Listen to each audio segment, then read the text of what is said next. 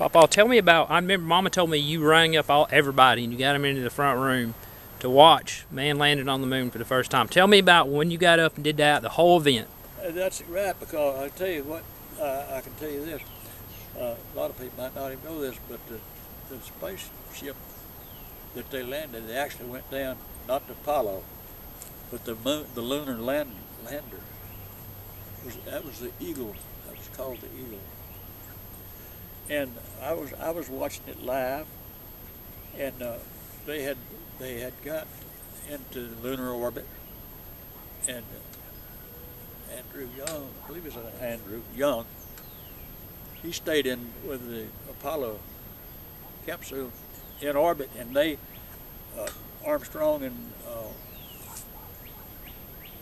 what his name was. But anyway, they got in a lunar landing, which incidentally was called a limb or something like that, and put their fired the retro rockets, knocked them out of lunar orbit, and that's when I started hollering, "Come on, they're fixing to land."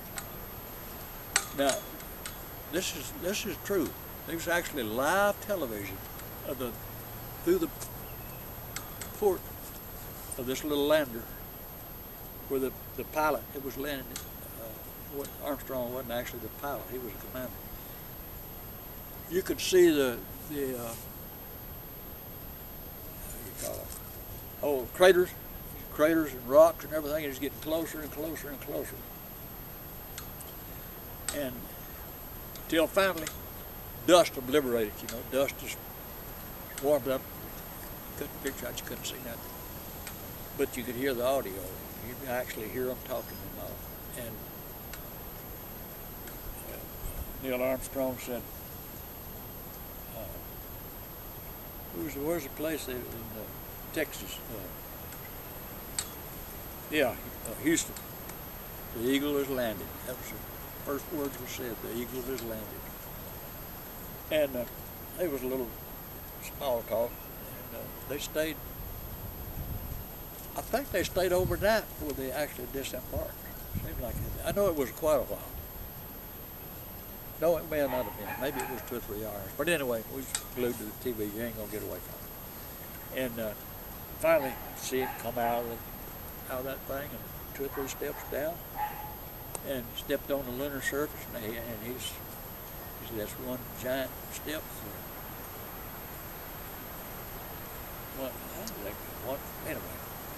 one giant step for mankind and one something else. And he was on the surface of the moon. It showed them playing around a lot too. While they were there, you know, they played golf, put a flag up, American flag. Of course, it was stretched out because there was no lunar wind there, and they keep it unfurled. And but that was actually history. I guess, in my opinion, some of the most important history in a long, long time. And just actually watching it when it happened, and it was amazing.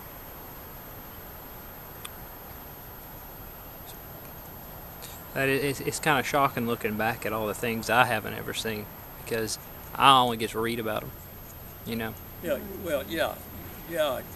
You see everything in retrospect because you're looking at history. We looked at history being made, and been doing it for 80 years just about. But the older you get, the more you'll have to look back to. Childhood will get further and further and further away. Then you'll be like we are. You'll be near the end. You'll be full of advice for the people you're going to leave behind.